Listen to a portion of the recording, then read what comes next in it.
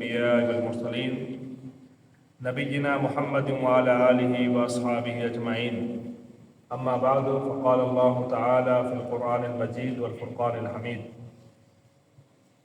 ألم تر أن الله يولج الليل في النهار ويولج النهار في الليل وسخر الشمس والقمر كل يجري إلى أجل مسمى وأن الله بما تعملون خبيर।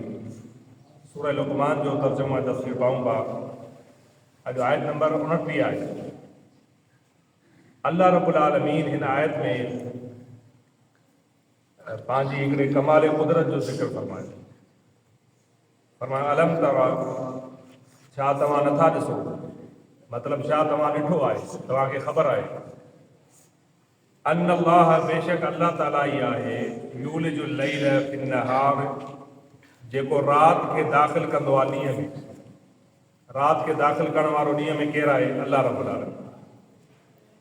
तव्हां ॾिठो हूंदो त सियारे ऐं ऊन्हारे जे अंदरि राति वॾी थी वेंदी आहे, मतिलबु ॾींहं जो कुझु हिसो राति में दाख़िल थी वेंदो आहे, ऐं ऊन्हारे में वरी ॾींहुं वॾो थी वेंदो आहे, राति नंढी थी वेंदी आहे। मतिलबु छा? राति जा वरी कुझु हिसा ॾींहं में दाख़िल थी वेंदा आहिनि। ऐं इहो केॾी महिल थो थिए? मतिलबु राति ॾींहं में थी दाख़िल थिए ऐं ॾींहुं दाख़िल राति में थो थिए। इहो थिए कहिड़े वक़्तु थो? असां ॾिसो ई नथा, असांखे सम्झ में अचे ई नथी। फ़ज़ीलत शेख सालिह अल उसैमीन रहमहुल्लाह सऊदीअ जो मुफ़्ती आज़म रही चुका आहिनि।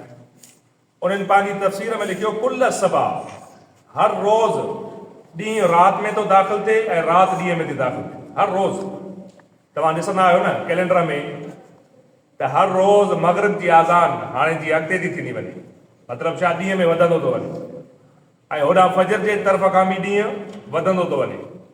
हर रोज़ थो थींदो रहे, पर असांखे महसूस ई नथो थिए, फील ई नथो थिए। अल्लाह रब्बुल आलमीन जी कुदरत जो शाहकार एतिरो आहे। इहे राति जा कुझु हिसा जेके हाणे ॾींहं में था दाख़िल थींदा वञनि, त इहो फरमायो अल्लाह रब्बुल आलमीन ई आहे। ऐं फरमायो वयूलिजुन नहार फिल लैल, ऐं अल्लाह रब्बुल आलमीन ॾींहं खे दाख़िल कंदो आहे राति जे अंदरि। इहे सभु मामला असां ॾिसंदा रहूं था हर रोज़। ऐं फरमायो वसख़र शम्स वल क़मर, ऐं अल्लाह रब्बुल आलमीन सिज खे बि ऐं चंड खे बि तव्हांजे ताबे बणायो, तव्हांजे फ़ाइदे जे लाइ। सिज ऐं चंड अल्लाह रब्बुल आलमीन जी कुदरत जी निशानियुनि मंझां तमामु वॾियूं निशानियूं आहिनि। सिज ॾिसो ॾींहं जी निशानी आहे, ऐं चंड जेको आहे राति जी निशानी आहे। अल्लाह रब्बुल आलमीन सूरह मुदस्सिर में इन ॿिन्ही जो, राति ऐं ॾींहं जो कसम कयो। फरमायो वल्लैल इज़ अदबर वस्सुबह इज़ा अस्फर, मूंखे कसम आहे राति जो जॾहिं राति पोइते हली वञे, ऐं मूंखे कसम आहे ॾींहं जो जॾहिं ॾींहुं मुकमल तौर ते रोशन ऐं वाज़े थी वञे। त हीअ राति ऐं ॾींहुं अल्लाह रब्बुल आलमीन जी कुदरत जा अज़ीम शाहकार आहिनि, ऐं सिज ऐं चंड अल्लाह रब्बुल आलमीन जूं वॾियूं निशानियूं आहिनि। असां पोइते पढ़ियोसीं, रब्बुल आलमीन फरमायो मा ख़ल्क़ुकुम वला बअसुकुम इल्ला कनफ़्सिन वाहिदा, तव्हांखे उथारणु ऐं तव्हांखे पैदा करणु ईअं आहे ॼण हिकिड़ी जान खे उथारियोसीं। अल्लाह रब्बुल आलमीन जे लाइ मुश्किल न आहे। त रब्बुल आलमीन हिते मिसाल ॾेई करे सिज ऐं चंड जी असांखे सम्झायो त सिज ऐं चंड तव्हां खां कई गुना वॾा आहिनि। इंसान जे मुक़ाबले में, सिज ऐं चंड जे मुक़ाबले में इंसान जी छा वैल्यू आहे? कुझु बि न आहे। हू वॾियूं निशानियूं आहिनि। त फरमायो उहे बि जॾहिं अल्लाह जे ताबे आहिनि, उन्हनि खे बि जॾहिं ख़तमु कयो वेंदो, बल्कि सही बुखारी ऐं सही मुस्लिम जे अंदरि नबी अलैहिस्सलातु वस्सलाम जो अज़ीम सहाबी सैयदना अबू ज़र अल ग़िफ़ारी रज़ियल्लाहु तआला अन्हु बयान फरमाइनि था त नबी अलैहिस्सलातु वस्सलाम हिकु दफ़े मूंखे चयो, या अबा ज़र, ए अबू ज़र, अतदरी ऐन तज़हबु हाज़िहि शम्स, छा तव्हांखे ख़बर आहे त हीउ सिज जेको डेली ओलह में लहे थो, इहो काॾे थो वञे? लही जो वियो त इहो वियो काॾे? कुल्तु, मूं चयो, अल्लाह व रसूलु आलम, अल्लाह ऐं हुनजे रसूल सल्लल्लाहु अलैहि वसल्लम खे वधीक ख़बर आहे।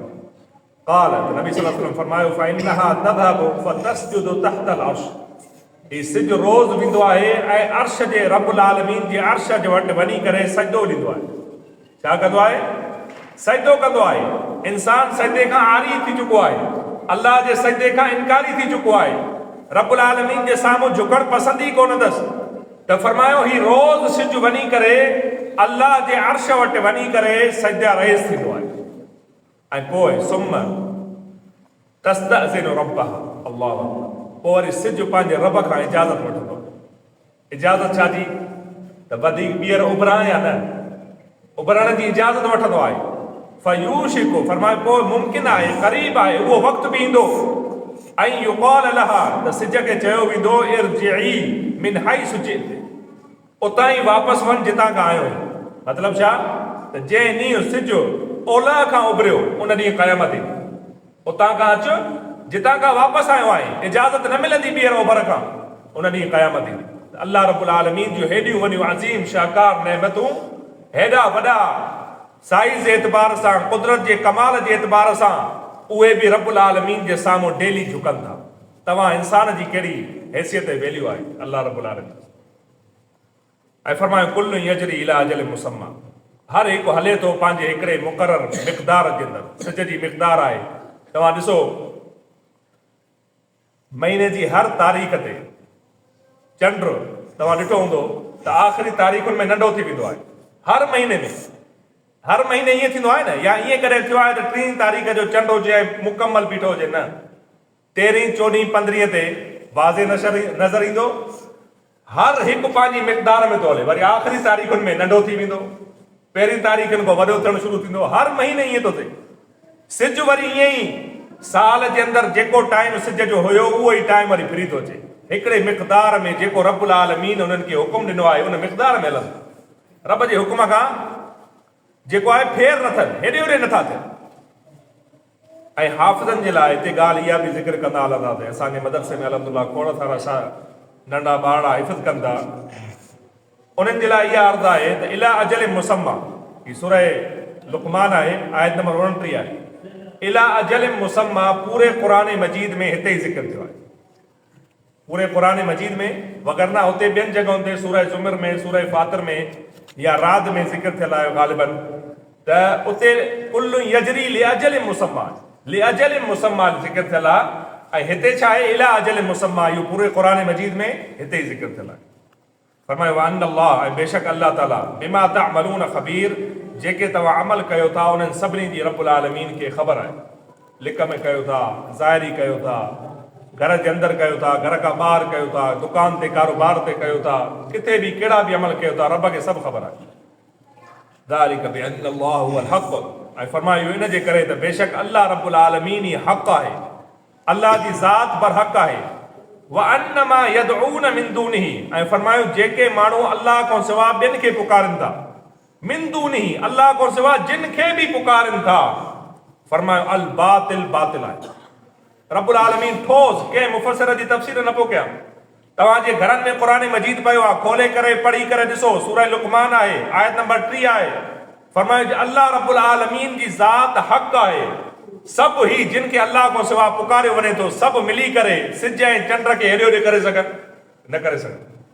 सिज ऐं चंड जी मिक़दार खे घटि करे सघनि? उन्हनि जी जेको आहे हलण जी जेका ताक़त आहे उनखे थोरो घटाए सघनि या वधाए सघनि? न। रब्बुल आलमीन जी कुदरत आहे। फरमायो अल्लाह रब्बुल आलमीन ई हक़ आहे, ऐं अल्लाह खां सिवा जिन खे बि पुकारियो वञे थो पूरी ज़मीन ते सभु जा सभु बातिल आहे। वअन अल्लाह, ऐं बेशक अल्लाह ताला हुवल अलिय्य, अल्लाह रब्बुल आलमीन अल आली आहे, बुलंद। बुलंद ऐं बुलंद कहिड़ो आहे? अल्लज़ी ला अअला मिन्हु। हाफ़िज़ इब्न कसीर रहमहुल्लाह लिखियो, अल्लाह रब्बुल आलमीन जी ज़ात बुलंद अहिड़ी आहे जो रब खां मथे कुझु बि न आहे। अल्लाह जी ज़ात अर्श ते, ऐं अर्श खां मथे कुझु बि न आहे। अल्लाह रब्बुल आलमीन जी ज़ात अहिड़ी बुलंद आहे। अल कबीर, ऐं अल्लाह रब्बुल आलमीन तमामु वॾो आहे। कहिड़ो कबीर आहे? फरमा अल्लज़ी हुवा अकबर मिन कुल्लि शैइन, अल्लाह रब्बुल आलमीन हर शइ खां वॾो आहे। रब खां बुलंद कोई कोन्हे को, रब खां वॾो कोई कोन्हे को। अल्लाह रब्बुल आलमीन खां दुआ आहे रब्बुल आलमीन अक़ीदा तौहीद खे सम्झण ऐं अल्लाह रब्बुल आलमीन जी इबादत करण जी तौफ़ीक़ अता फ़रमाए। व आख़िरु दावाना अनिल हम्दुलिल्लाह।